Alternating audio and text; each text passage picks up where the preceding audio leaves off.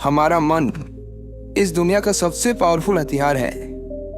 हमारे जीवन के प्रत्येक घटना के साथ सिर्फ और सिर्फ हमारा मन जुड़ा होता है। इस दुनिया में जितने भी ज्ञानी हुए, जितने भी सक्सेसफुल लोग बने, सिर्फ और सिर्फ अपने मन की शक्ति के कारण ही बने। लेकिन हम में से बहुत से लोग क्यों इन शक्तियों को समझ नहीं पाते हैं? बुद्ध कहते हैं, हम भी इंसान हैं, आप भी इंसान हैं।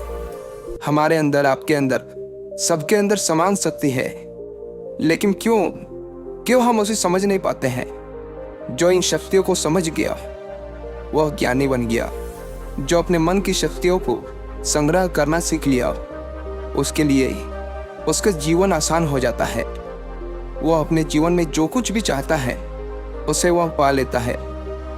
गौतम बुद्ध कहते हैं कि सभी में बुद्ध बनने की योग्यता है, क्योंकि वह जानते हैं कि शक्ति वो हर इंसान में मौजूद है। लेकिन उस शक्ति का सही उपयोग हम नहीं कर पाते हैं। कुछ शक्तियों का उपयोग हम कर लेते हैं और कुछ शक्तियों को हम व्यर्थ में ही छोड़ देते हैं। आइए इसे एक छोटी सी कहानी से समझते हैं। इस कहानी को अंत तक जरूर समझना। अगर आपने इसे समझ लिया तो आप अपने जीवन में अपने मन के द्वारा, अपने मन के शक्तियों के द्वारा बहुत कुछ कर सकते हैं, बहुत कुछ पा सकते हैं। एक गुरु का शिष्य अपने गुरु की तरह बनना चाहता था। गुरु भी अपने उस शिष्य को अपने से महान बनना देखना चाहते थे, इसलिए उन्होंने हर तरह की शिक्षा उसे दी। लेकिन शिष्य को बहुत ही जल्द बहुत कुछ बनना था। शिष्य को हमेशा लगता था कि गुरु उसे सब कुछ नहीं बता रहे हैं, जिस कारण वो सफल नहीं हो पा रहा है। तब उसने सोचा, क्यों ना मैं गुरु का पीछा करूं।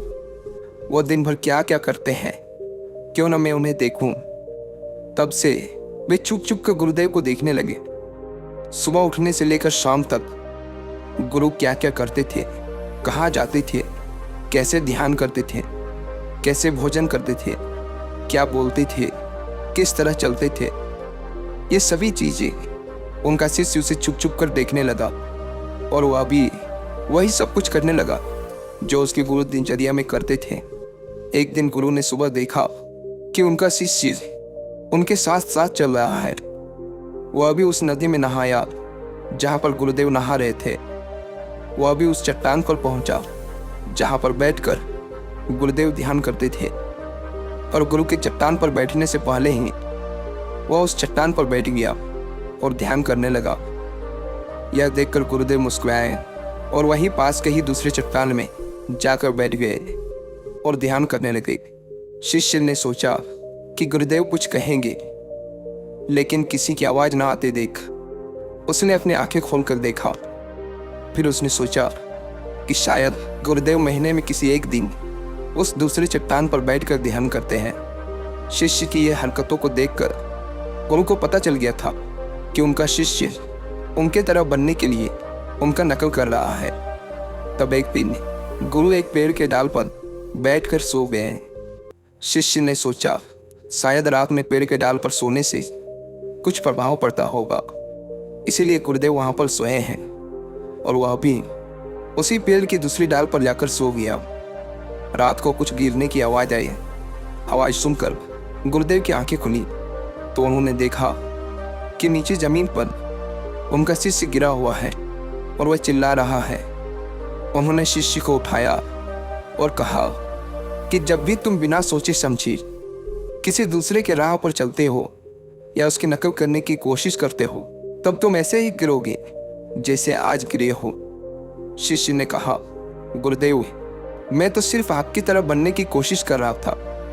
गुरु ने कहा कि तुम अगर बंदर की तरह नकल करने लगोगी तो हो सकता है कि बहुत प्रयासों के बाद हर काम करने लगो जो बंदर करते हैं।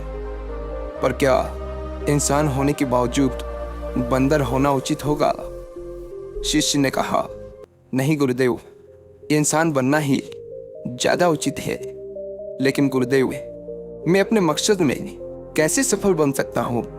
मैं कैसे अपने आप को जान सकता हूँ, पहचान सकता हूँ? मैं तो बस यह देख रहा था कि आप क्या करते हैं, शायद उससे मुझे कोई रास्ता मिल जाए। गुरु ने कहा, जिस प्रकार शरीर को चलाने के लिए भोजन की आवश्यकता होती है। भोजन अगर शुद्ध है तो शरीर में शक्ति भी शुद्ध होती है। हमारा शरीर स्वस्थ रहता है, शक्तिशाली रहता है, बलवान रहता है। उस शरीर से जो भी कार्य करना चाहो तुम करवा सकते हो। लेकिन तुम खराब, सड़ा गला रखा हुआ बासी खाना खाओगे तो क्या होगा? शिष्य ने कहा, शरीर की शक्ति खत्म हो जाएगी, हमारा शरीर बीमार पड़ जाएगा।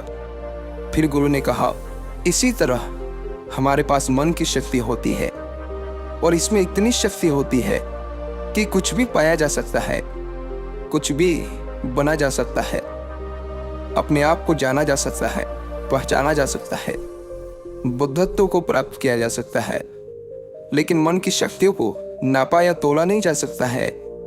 शिष्य ने कहा, आप तो ज्ञानी हैं, ध्यानी हैं, इसलिए आपके पास मन की शक्तियां हैं जिनका उपयोग आप कर सकते हैं। लेकिन हम उपयोग करते हैं तो कुछ भी नहीं होता। गुरु ने कहा, शक्ति तो तुम्हारे पास भी है और उतनी ही है जितनी मेरे पास है या किसी और के पास है। तो गुरुदेव, फिर हम सभी लोग कामयाब क्यों नहीं होते? हमारे जैसे बहुत से लोग हमेशा असफल होते रहते हैं, ऐसा क्यों?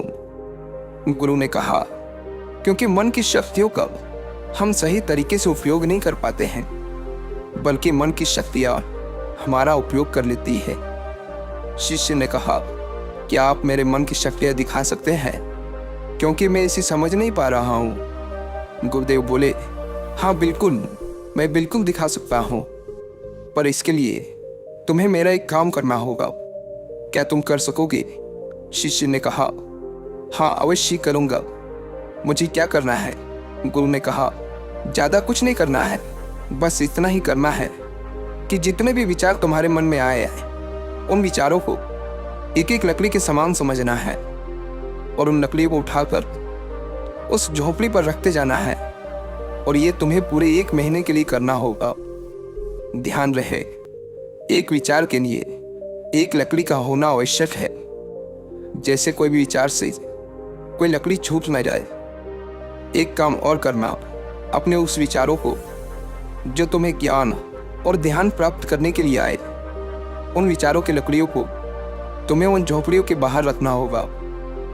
शिष्य ने कहा, जो आज्ञा गुरुदेव, आप जैसे कह रहे हैं मैं वैसा ही करूँगा। और शिष्य ने विचारों को देखना और उन विचारों से लकड़ियों को उठाकर झोपड़ी में रखना शुरू कर दिया। धीरे धीरे 1 महीना बीत गया और शिष्य पूरा 1 महीना बीतने के बाद शिष्य गुरु के पास गया और बोला, गुरुदेव 1 महीना हो चुका है, जैसा आपने कहा था मैंने बिल्कुल वैसा ही किया है। अब आप मुझे मेरे मन की शक्तियों को दिखाएं। गुरु शिष्य के साथ उस झोपड़ी पर पहुंचे। गुरु ने देखा कि पूरी झोपड़ी छोटी छोटी लकड़ियों से भर गई है, यहाँ तक कि कुछ लकड़ियां बाहर भी गिरी हुई हैं। गुरु ने कहा, वह लकड़ियां कहाँ हैं जो तुम्हारे ज्ञान और ध्यान के विचारों की है? शिष्य ने बाहर पड़ी कुछ लकड़ियों को लाकर गुरुदेव को दिया और बोला, यह वही लकड़ियां हैं। गुरु ने उस लकड़ियों को गिनने के लिए कहा। जब शिष्य ने ज्ञान और ध्यान की लकड़ियों को गिना तो वह 26 लकड़ियां पाया। गुरु ने कहा, बस तुम्हें एक काम और करना है, यह काम बहुत छोटा सा है, क्या तुम कर सकोगी? शिष्य ने कहा, जी गुरुदेव, आप जो कहेंगे मैं जरूर करूँगा, बताइए मुझे क्या करना है। गुरु बोले, ये जो लकड़ियाँ तुमने इकट्ठे किए हैं इसे एक साथ बांधकर उस नदी में फेंक कर आओ। गुरु की ये बात सुनकर शिष्य घबरा गया और बोला, गुरुदेव ये कैसे हो सकता है? इतने लकड़ियों का भार मैं कैसे उठा पाऊंगा? गुरु बोले, क्यों नहीं उठा पाओगे? जब इतने विचारों का भार तुम दिमाग में रखकर घूमते हो तो इन लकड़ियों को क्यों नहीं उठा सकते? शिष्य ने कहा, लेकिन गुरुदेव विचारों में तो वजन नहीं होता। गुरु बोले, विचारों में भी वजन होता है। देखो, तुम्हारे बेकार के विचारों के नीचे तुम्हारे मकसद के विचार, ध्यान और ज्ञान के विचार कितने हैं? तुमने अपने मन की सारी शक्तियाँ इन बेकार के विचारों में लगा दी है। जो झोंपड़ी में भरी पड़ी है, और केवल 26 लकड़ियों के साथ ही तुम ध्यान और ज्ञान को पाना चाहते हो। शिष्य ने कहा, आप ठीक कह रहे हैं गुरुदेव, पर मैं अब क्या करूं?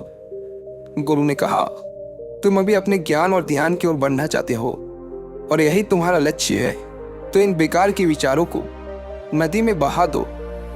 शिष्य ने कहा, लेकिन गुरुदेव, इतनी सारी लकड़ियों को मैं सर पर नहीं उठा पाऊंगा। गुरु ने मुस्कुराते हुए कहा, तो एक एक करके इसे फेंक दो। 1 महीने में, 2 महीने में, जितना भी समय लगे लगाओ, लेकिन अपने सर से, अपने मन से इन बेकार के विचारों को फेंक डालो। याद रहे, एक विचार छूटने पर नदी में सिर्फ एक ही लकड़ी फेंकना है। शिष्य ने जिन लकड़ियों को 1 महीना में इकट्ठा कर लिया था, उसे फेंकने में 3 साल लग गए। एक विचार छोड़ने पर वह एक लकड़ी नदी में फेंक देता। अब उसके पास केवल 26 लकड़ियां ही बची थी, जो उसके ध्यान और ज्ञान की थी। उसके पूरे मन की शक्ति ध्यान और ज्ञान पर लगी हुई थी। कोई भी बेकार के विचार उसके मन में नहीं था। एक दिन ध्यान करते हुए वह उठा और गुरुदेव के पास गया और कहा, गुरुदेव, ऐसा लगता है कि मैं कहीं अटक गया हूँ और मैं आगे नहीं जा पा रहा हूँ। गुरु ने कहा, उन 26 लकड़ियों को छोड़ने का समय हो गया है, छोड़ दो उन्हें। शिष्य ने उन 26 लकड़ियों को छोड़ने में 1 साल लगा दिया, और जब उसने आखिरी लकड़ी को नदी में डाला, तब वो वही नदी के किनारे बैठ गया और बैठा ही रहा। गुरु ने अपने शिष्य को नदी के किनारे ढूंढते हुए वहां पहुंचे। गुरु शिष्य को देखकर वह जान गया कि वह संपूर्ण शक्ति में खेल रहा है। शिष्य ने गुरु की ओर देखा और दोनों ही एक दूसरे की ओर देखते हुए बिना कुछ कहे वापस चले गए। हमें भी अपने जीवन में मन की शक्तियों का उपयोग करना सीखना चाहिए।